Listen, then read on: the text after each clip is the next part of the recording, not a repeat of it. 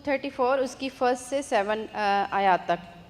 मैं हर वक्त खुदावन को मुबारक कहूँगा, उसकी सिताइश हमेशा मेरी ज़ुबान पर रहेगी। मेरी रूह खुदावन पर फ़ख्र करेगी। हलीम ये सुनकर खुश होंगे, मेरे साथ खुदावन की बड़ाई करो, हम मिलकर उसके नाम की तमजीद करें। मैं खुदावन का तालिब हुआ, उसने मुझे जवाब दिया और मेरी सारी दहशत से मुझे रहाई बख्शी।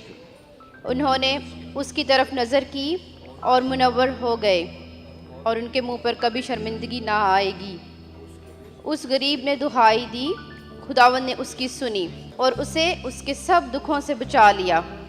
खुदावन से डरने वालों की चारों तरफ उसका फरिश्ता हमाज़न होता है और उनको बचाता है। आमीन।